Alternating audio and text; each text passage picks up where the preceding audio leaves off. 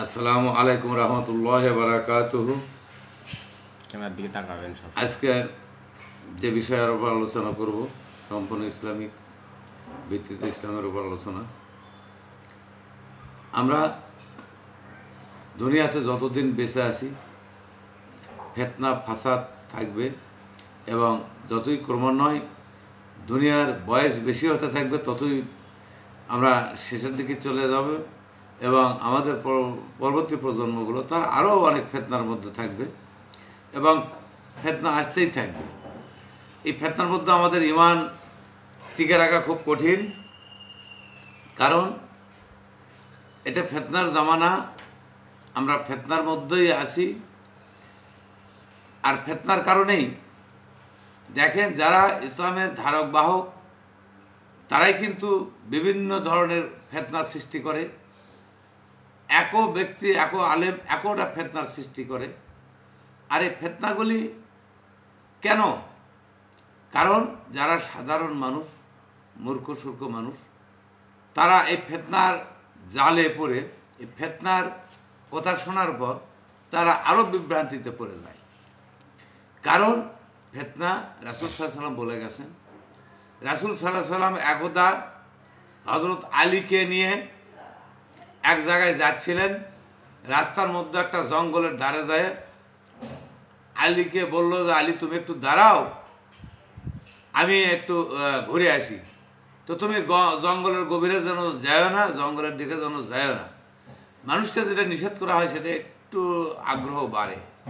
যেহেতু একবারে নিষেধ করে বলছে জঙ্গলের গভীরের দিকে যেন যায় না, সেহেতু আলী রাদিয়াল্লাহুর একটু আগ্রহ বাড়ছে, সে জঙ্গলের দিকে চলে গেল। কারণ উনি চিন্তা করলো রাসূল সাল্লাল্লাহু আলাইহি ওয়াসাল্লাম হয়তো আসতে দেরি হবে, আমি একটু এর মধ্যে ফাঁকে ঘুরে আসি। উনি জঙ্গলের মধ্যে যাওয়ার পর প্রথমে দেখলেন যে এক ব্যক্তি অনেকগুলো খড়কুটো বোঝা বান্ধিছে এবং খড়ি করে বোঝা বান্ধিছে, কাঠপাট বোঝা বান্ধিছে, কিন্তু চারে আলোক করে পারছে না। যখন চারে আলোক করতে না পারে ওটা থুয়ে আরও চারটে নিয়ে আসে, করে বোঝার মধ্যে দেয়, আবার বোঝা বড় করে। তাহলে আপনি দেখুন যে বোঝা তুলতে পারছে না, কিন্তু রেখে আবার চারটে নিয়ে এসে ওই বোঝার মধ্যে দিয়ে বোঝা বড় করতেছে। তাহলে যতই বড় করতেছে ততই তো তোলার সাধ্যের বাইরে চলে যাচ্ছে। আলী রাদিয়াল্লাহু এই ঘটনাটা দেখার পর উনি চিন্তা করলেন, এই লোক কি যে বোঝা তোলার ক্ষমতা নেই, তুলতে পারছে না, ওই বোঝা রেখে আরও কিছু কাঠ করে নিয়ে এসে ওর মধ্যে দিয়ে আরও বড় করে, আরও কিছু এগিয়ে যায়। আগুনের পরে আরেকটা ঘটনা দেখলেন উনি।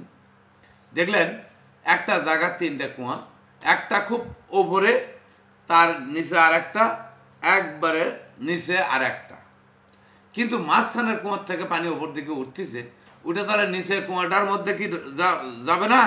পানির ধর্ম যে সবসময় উঁচু থেকে গড়ে নিচের দিকে চলে যাওয়া, কিন্তু এই পানি ওই মাঝখানের কুয়ার থেকে উঠে নিচের কুয়ার ডেঙ্গে পানি আবার উপর দিকে যাচ্ছে, যে উঁচুর কুয়ার মধ্যে ঢুকতেছে।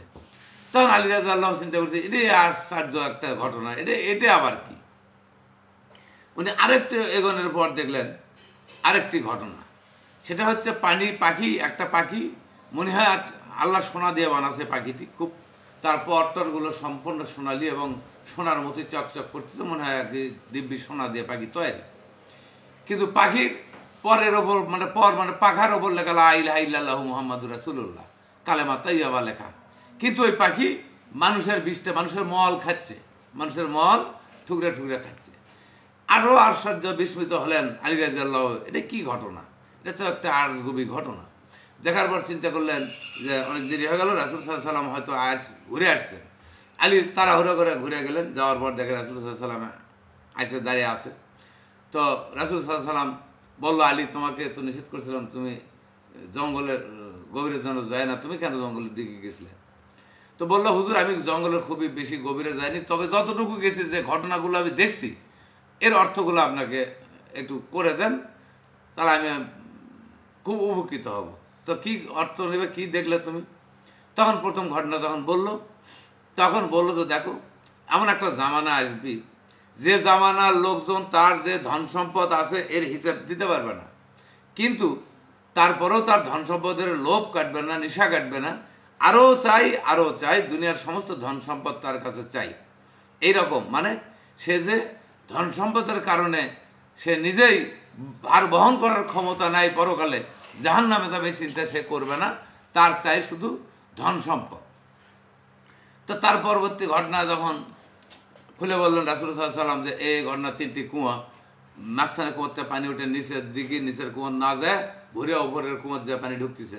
তো বলতেছে দেখো ওই জামানার লোকজন তার আপন ভাই যদি একটু গরিব হয় ওই ভাইয়ের সাথে সম্পর্ক রাখবে না, তার সে যে বড় লোক তার সাথে ওই আত্মীয়তা করাবে, সম্পর্ক করাবে। কিন্তু আপন ব্যক্তি যদি খালি দুর্বল হয়, অসহায় হয়, গরিব হয়, তার সাথে সম্পর্ক রাখবে না। ওই কারণ ওই চিন্তা করবে যে না আমার সম্মান যাবে, কিন্তু তার সম্মান যে আদৌ থাকবে না এটা সে চিন্তা করবে না। অতএব তাই এই অন্যের সাথে আত্মীয়তা করবে। তো তৃতীয় ঘটনা তো বললো তো দেখো ওই জামানার আলেম সম্প্রদায় তারা লেবাসে হবে আলেম, তাদের লেবাস থাকবে আলেম, মাথায় টুপি থাকবে, লেবাস থাকবে, তারা জ্ঞান অর্জন করবে, কিন্তু প্রকৃতপক্ষে ইসলাম টেকানোর জন্য না।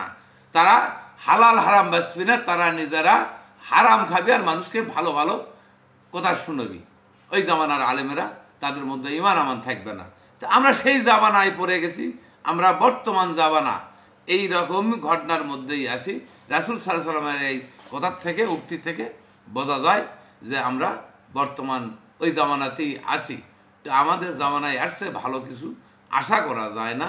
তাই আমার এই আলোচনার শেষে আমি সবাইকে আমার আন্তরিক মোবারকবাদ এবং সবাইকে অনুরোধ, আপনারা যদি ভালো ভালো ভিডিওগুলো পেতে চান এবং ভালো ভালো ভিডিও করার জন্য এবং কোরআন হাদিসের ভিডিও করার জন্য আমাকে যদি উদ্বুদ্ধ করেন, তাহলে অবশ্যই আমার চ্যানেলটি সাবস্ক্রাইব করবেন।